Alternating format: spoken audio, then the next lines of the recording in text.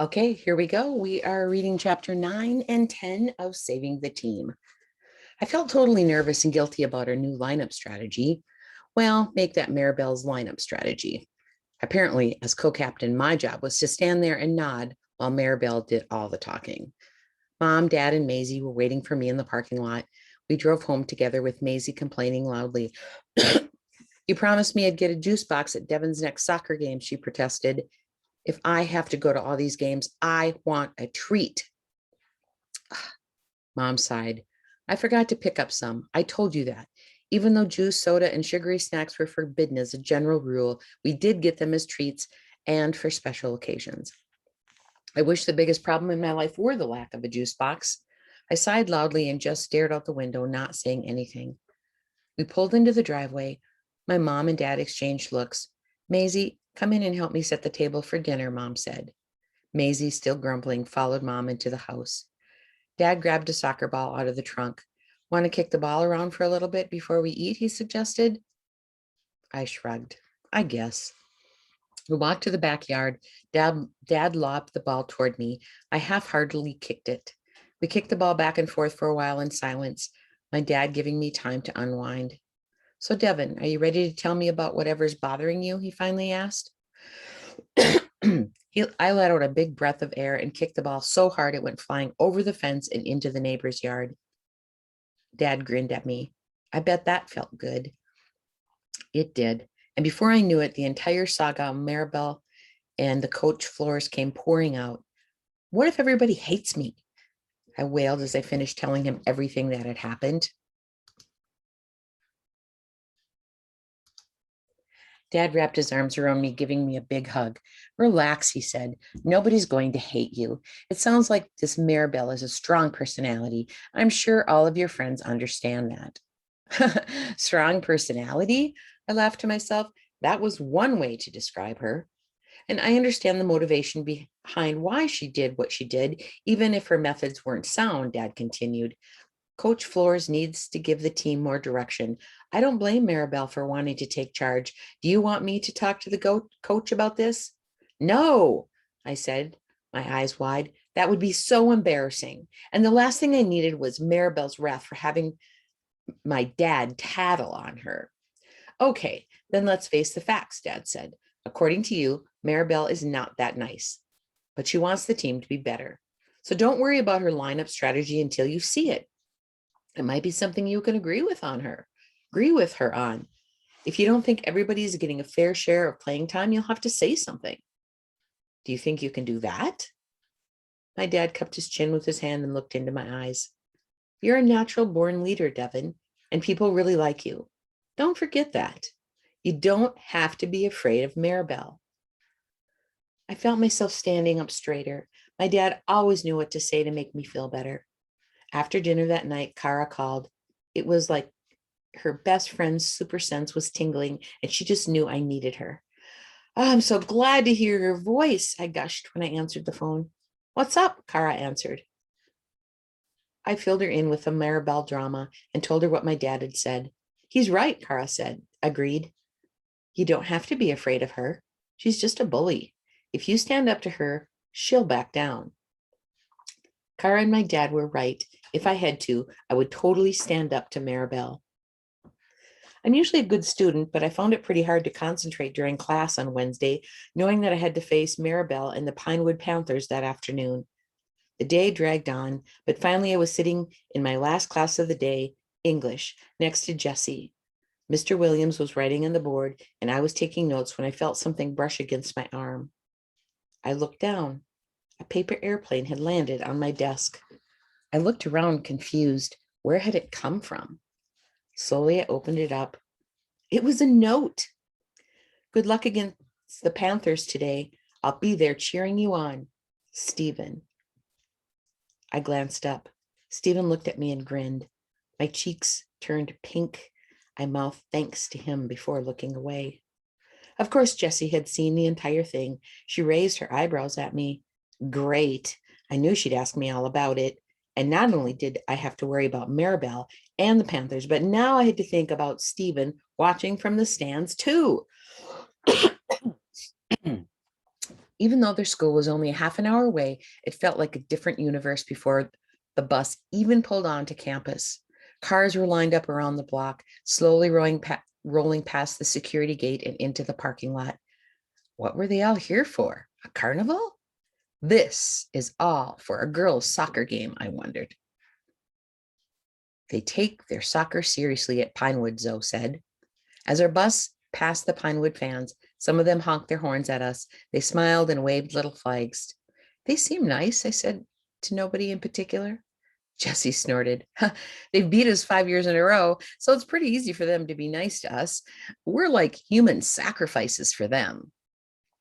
Zoe laughed nervously. She still hadn't gotten over her stage fright, and I could tell that if anyone felt like a human soccer sacrifice, it was her. But Emma wasn't nervous at all. I can't wait to play, she said with her eyes shining as she looked out the window. My entire family is coming to cheer me on. Hopefully, I won't fall on my face this time, she said with a laugh. Brianna sat next to Anna, her head buried in a book. Earth to Brianna, Anna called. Brianna didn't even notice. She was concentrating so hard. She's got a test tomorrow, Anna explained. Got to keep up that 4.0, Sarah chimed from the seat in front of them. Frida sat next to her, looking gloomily out the window. I could be in an audition for a nationwide commercial today, she complained, slumping farther into the old ratty bus seat. But no, my mother is all like, you need to have a normal childhood, blah, blah, blah. Doesn't she get it? I'm not normal. Everybody burst out laughing at that, and even Frida had to join in. Soon we were driving onto the Pinewood campus. It looked like a super fancy private school.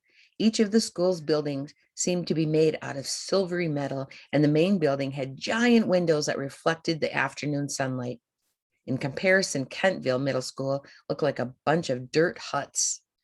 When we got off the bus and onto the field, the stands were filled with at least 200 people, all chattering excitedly and wearing purple and gold Pinewoods colors.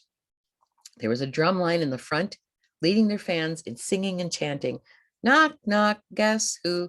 The Panthers are going to stomp you. And then everybody in the stands stomped twice, and the crowd cheered wildly. Our cheering section, over in the away team bleachers, looked kind of pathetic. Mom, Dad, and Maisie were cheering us on. I noticed Maisie was triumphantly holding a juice box in her hand. Emma's immediate family was there, along with a lot of aunts and uncles and cousins, but all the Kims and their friends couldn't compare to the number of people crammed into the bursting Pinewoods side of the stands. I was continuing to scan the Kicks cheering section, looking for Stephen, when I felt Jessie nudge me in the side with her elbow. Of course, she'd want the lowdown on the note as soon as class was over, so I had told her everything. Is that Cody with Stephen? She whispered loudly. I spotted not only Stephen and Cody, but the rest of the boys' soccer team too. Stephen saw me and raised his hand, waving and smiling, and Cody joined him. Jessie and I waved back, but no one else on the boys' team looked happy to see us. Their coach made them come, Frida said when she spotted the team. A couple of the guys are in my Spanish class, and they were complaining about it today. I told them I didn't want to go either, so they should just shut their traps. Boy, she was grumpy. Well, I guess we'll have to show them how awesome we actually are, right? Jessie said as she lifted her chin and crossed her arms. Sure, I said. I thought Jessie's crush was making her a little goofy and a little forgetful about how her team had been playing. My stomach began to clench up. This time, Butterflies brought a rock band with them. Not only did I have Stephen's eyes on me, but also what looked like the eyes of a million Panther fans. And I had to worry about Maribel and her lineup too. I looked over at Zoe, who was standing next to me, nervously chewing on her nails. Her face was pale. She looked like I felt. You okay? I asked. She barely nodded. I had to cheer her up and myself too. Sock swap, I yelled. All the 7th graders came running. But once again, Maribel held the 8th graders back, loudly calling us a bunch of babies. The 7th graders didn't care though. We all stood in a circle and each of us handed the sock to the person on our left. Then we all sat down on the grass and put them on the way Jessie had showed us. giggling the entire time. After we were finished, I touched my hand to my pink headband. I was ready to play. Just then, the cheering intensified as the Pinewood team appeared. The Panthers jogged onto the field in 3 perfectly straight lines, wearing matching warm-up suits. They can't be middle schoolers, I said. I flashed back to seeing Maribel for the first time and how intimidating she looked. The Pinewood team was like a pack of Maribels, a team of Amazons. No wonder she was friends with them. She'd fit right in. Devin, let's go, Maribel called to me. It was the captain's meeting at midfield. I rushed to catch up with her long strides. 3 of the Panthers approached, all of them holding hands in solidarity. When Maribel saw that, she slowed down to grab my hand too. Smile, she whispered to me. Grudgingly, I made myself put a smile on a small smile. She is so fake, I thought, as her hand clamped down on mine like a steel trap. Pinewood, call heads or tails, the referee said, a coin in one hand and a ball tucked underneath his arm. Heads, said one of the Panther captains. Their uniforms were so pretty, all white with purple stripes running down the sides. It looked like their uniforms had gold flecks on them, too. Our blue uniforms suddenly felt like trash bags, especially mine, with its masking tape on the back. The coin came up tails. We'll defend first, Maribel said without consulting me. Let's have a clean game, the ref said. Go ahead and shake hands, girls. We cheerfully exchanged good lucks, and we walked away. Maribel said, I want to win. Sure, I said. We all did. No, you don't understand. I need to win, which means Emma can't play. I stopped in my tracks. What? Maribel stopped too. You need to tell coach that Emma won't play. Why single out Emma? There were a lot of reasons our team wasn't doing well, and it wasn't fair to Emma to pin all the blame on her. The team needed to work together. It wasn't one player's responsibility. Maybe Maribel singled out Emma because she's such good friends with Jessie, I thought. After all, Jessie had warned me that Maribel wasn't nice to any of Jessie's friends. My stomach knotted up. The butterflies were back, and this time they were going to do some Olympic-level gymnastics. Imagining myself standing up to Maribel and actually doing it were 2 very different things. As she looked at me with her laser-like eyes, I almost crumbled. But I thought of what my dad had said to me, and in Emma's excitement on the bus, I reached deep inside and found my courage. I stood up straight, and I looked Maribel dead in the eyes. No way, Emma is playing. Her entire family is here, and she's my friend. I won't take her out of the game, I insisted. She's going to make us lose, Maribel was practically shouting. We're a team, I shouted back. How can one person make us lose? We win and lose together. I held her gaze and didn't blink. Emma is playing. Fine, Maribel said angrily, stalking away. You're in charge of subbing her out when she messes up. I let out a deep breath and I walked back to the rest of the team on the sidelines. I had done it, but it wasn't over yet. I watched as Maribel got ready to assign starting positions, and I was ready to jump in if she left Emma out. All the forwards and defenders were 8th graders except for Brianna. Devin, Jessie, and Emma. You 3 can play midfield. All right, let's go, Maribel said. She had listened to me. Standing up to Maribel had worked. Once the game started, however, it became clear that Emma was the least of our problems. Pinewood was just too good. After the kickoff, one of the players streaked right through the middle of the field untouched. We weren't even set up yet. Pass, score. It was that simple for them. Maribel got our kickoff and tried to do the same thing. Pinewood's players were much more disciplined than ours, though, and 3 of them swarmed her, forcing Maribel to kick the ball out of bounds. Their ensuing sideline toss-in cleared a third of the field, the ball soaring right over Emma's head. The Panthers were there, though, and they scored again. They didn't just have first-rate facilities and uniforms. Their play was first-rate, too. Pinewood made us look like a joke. Jessie, Maribel yelled when she managed to take control of the ball again. Maribel voluntarily passing to Jessie. She must have really wanted to win. Jessie was open on the flank, but she wasn't paying attention to where the last Pinewood defender was. Instead of slowing down to prevent offsides, she sped up. The referee blew his whistle. Offsides! A scoring chance evaporated. Pinewood scored again on a corner kick, 3-0. Maribel was getting angry. You could see it on her face. Get the ball, Devin! Maribel screamed at me. I was trying. I managed to steal a pass. Go, go, go, Maribel yelled as I charged up the field. Oh, where was I supposed to go with it? No one was open and I was too far back to score. Maribel's losing her cool was throwing me off my game.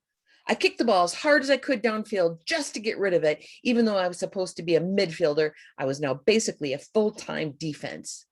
Everyone had shifted back a line except for Jessie. She was stationed all the way up the field, the loneliest kangaroo. I guess if we ever got a chance to score, she would be poised to do so. The Pinewood fans in the stand started doing their stomping thing on the bleachers again, and I was getting a serious headache. There's a mercy rule in soccer, right? Anna huffed. Maybe we can come back, I said hopefully. Maybe we could forfeit, Anna suggested. Another ball came flying back down our way. Anna tried to tackle someone, but she missed. Now there were 2 Panthers for me to stop. I managed to intercept their pass and knock the ball towards Emma. Pressured by another Panther on the wing, Emma turned her back, shielding the ball. Good. Now get out of here, I thought. Emma cleared some space by swinging her arms wildly and facing the goal. She pulled her leg back for a huge kick, but our goalie, Frida, was right in front of her. Frida held out her arms and her eyes got really big. Emma had no idea she was facing her own team's goal. If I could have frozen time, I would have right then. Boom. Emma blasted the kick of her life, right on target, right past her goalie, right into our own goal. The crowd completely stopped chanting. Nobody moved. For the first time since we had arrived at Pinewood, there was silence. Emma gasped, her hands flying into her open mouth as she realized what just had happened. I felt terrible, but I couldn't keep thinking, I should have listened to Maribel. Breaking the spell, an appreciative clap started from the Pinewood stands. The clap grew into thunderous applause, all directed at Emma. It wasn't even mean-spirited. They just felt bad for us. Some even yelled the words of encouragement.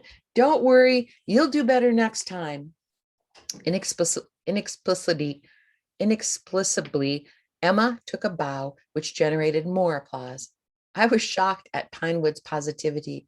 What kind of people were so nice to you that as they beat you? Monsters? That's who annihilated you. Sorry. At halftime, the score was 6-0, including Emma's massive mistake.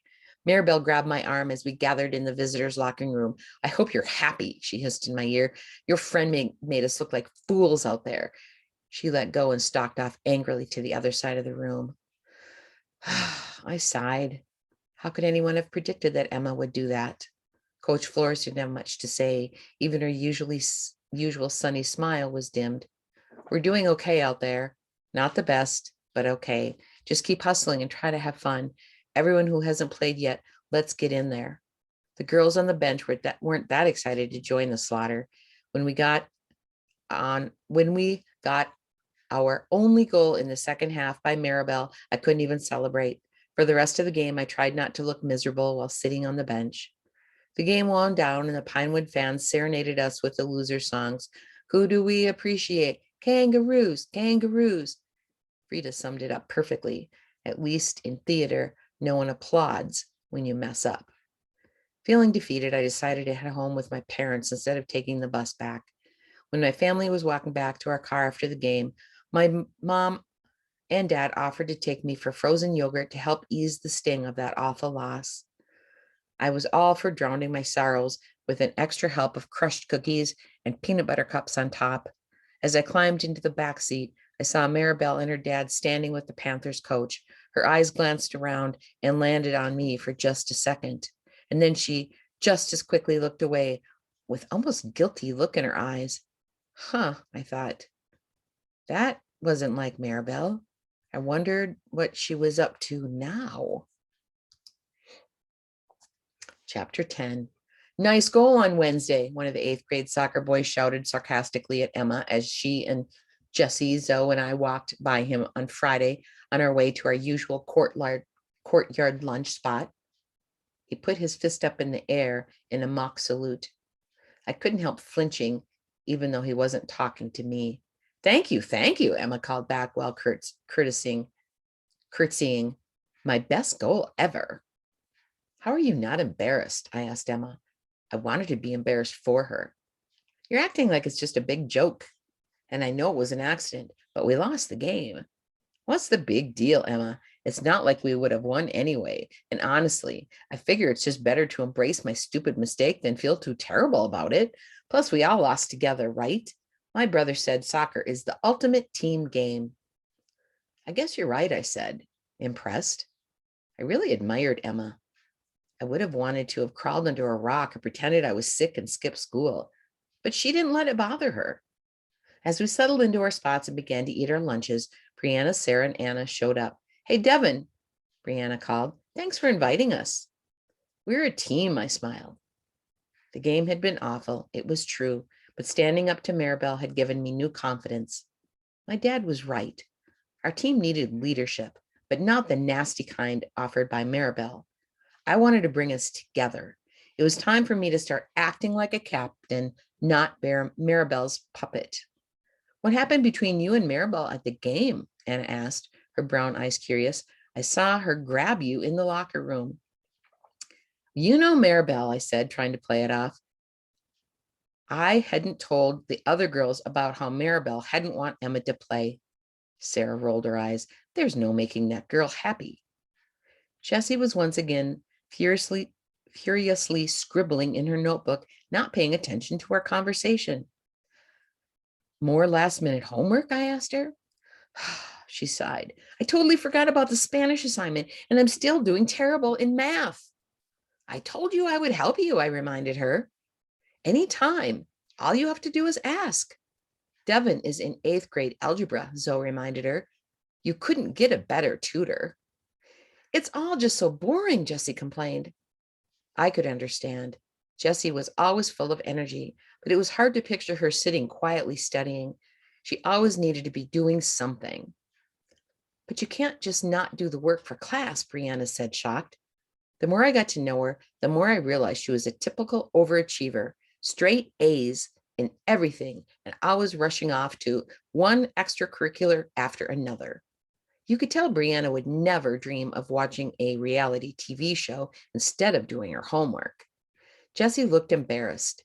Let's just change the subject, she said. How about the dance tonight? Aren't you guys excited? We all nodded. Definitely, I said. And I overheard Cody say to Stephen in English yesterday about how he's going to the dance. I gave her a sly look. You're making that up. If he said that, then why didn't I hear him? Said Jessie. She threw a pretzel at me. It could have been because you were concentrating on your work, I exclaimed with a laugh as I tossed the pretzel back at her. Once again, we all started laughing. I couldn't believe that I'd been in school for a little less than 2 weeks, and here I was surrounded by friends. I'd come a long way from hiding in the bathroom stall. That is the end of chapter 10.